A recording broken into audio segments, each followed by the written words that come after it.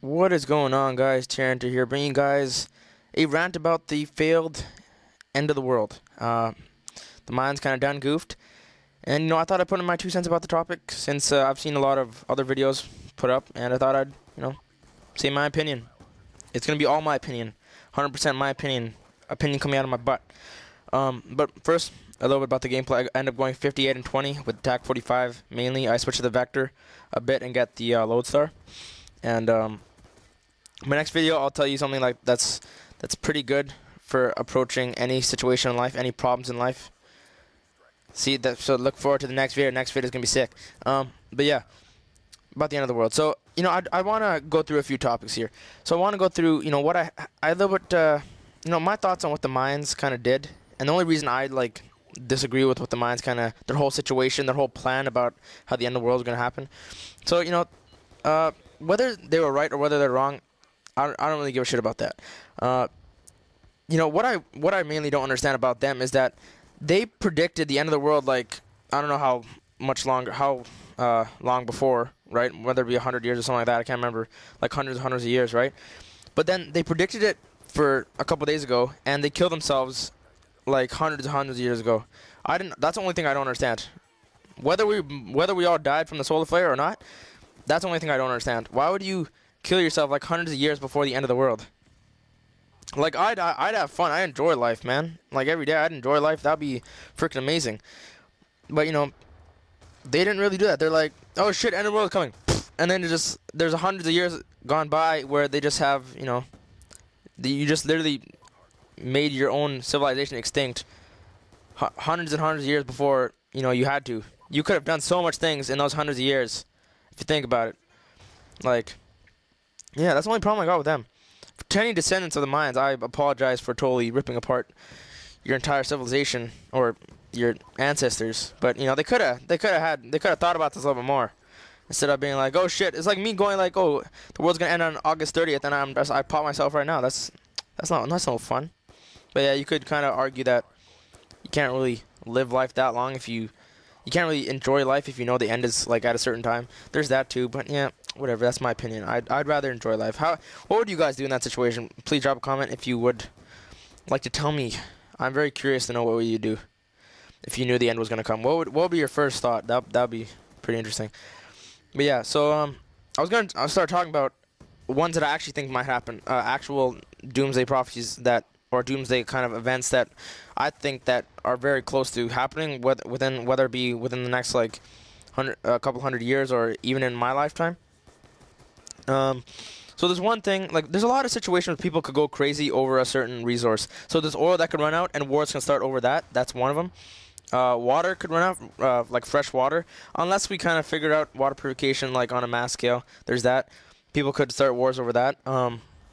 There is a solar flare that could totally wipe us out, as people thought it would on the December 21st, which I'd probably prefer that. That'd be really quick and simple, and you wouldn't know for 8-9 minutes, and then it'd be and then it's all be done. No, that's a good plan too. What else? I also heard on Discovery Channel. Don't judge me. Discovery Channel is probably one of the best channels on television nowadays. That the solar flare could literally knock out all microchip technology and all electronics on Earth. So pretty much it would stop any transportation, any food from going in and out of places, and that would suck because people start going crazy over not having food or water accessible to them really quick. Because in actual fact, it only takes 4 to 7 days for the average human to go crazy or get very violent after not having received food or water for that long of a period. And that's actually a pretty scary thing, because if it were to happen in our lifetime, that'd be some pretty messed up shit. I'm going to tell you my plan about that in a second, but let's see, is there any other things that could really happen if you think about it?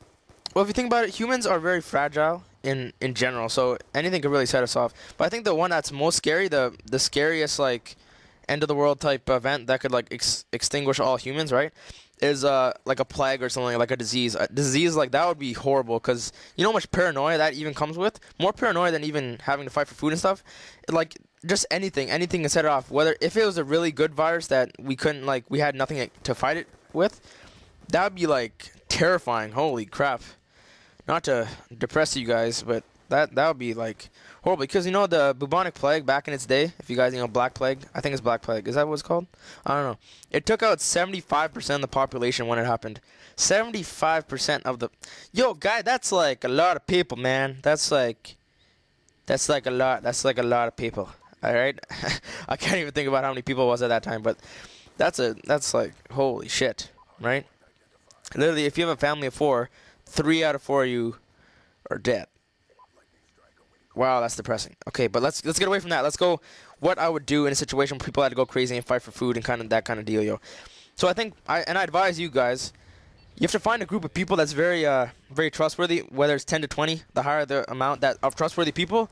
Like I don't mean your neighbor Jimmy like down the street that you kind of somewhat trust, right? You got to be like trustworthy family, stuff like that. And then you get them and you go to like the countryside and you isolate yourselves. You kind of stockpile whatever you can and you isolate yourselves. That's the key thing. If you isolate yourselves, it's in an easily defendable location on the countryside where you can see everything. Then it's for the most part that's a pretty good plan. I think, you know, then you should be pretty good. Yeah, that's pretty much that's my serious plan. Like legit, if anything went down, I'd straight up do that. And you got to be hardcore, all right?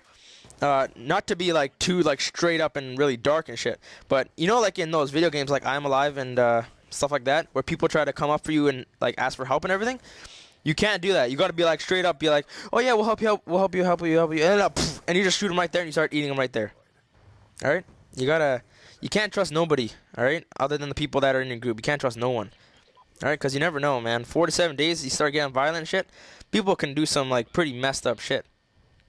Heck, man, people are doing messed up shit without there being like any problems on the world right now, right? Like that, like oh crap, man. If you think about it, you gotta be very disciplined when the world goes to shit. Because when the world goes to shit, people will do anything to feed themselves or to feed their families or to feed their kids or whatever. And you know, you gotta be pretty hardcore. So that would be my plan. And I advise you to do that plan when the world goes to shit, because it might happen sooner than later. You guys got to think about that. I'm not a very depressing person, but I'm trying to be realistic and convey to you my thoughts on the apocalyptic situation, if that made any sense. But yeah, like, yeah, that's on a serious note, that's what it would be. And on a you know, a lesser note, like on a more casual note, I think the best thing, I think the most universal quote that's gonna, you know, re-arise, if that is a word, when the world goes to shit, is keep your friends close and your enemies closer. Cause think about it, that like, you know, Jimmy down the street that you always, you know, you hated his guts. Maybe you realize that his guts might taste a lot better with salt or pepper. You gotta think about that for a second.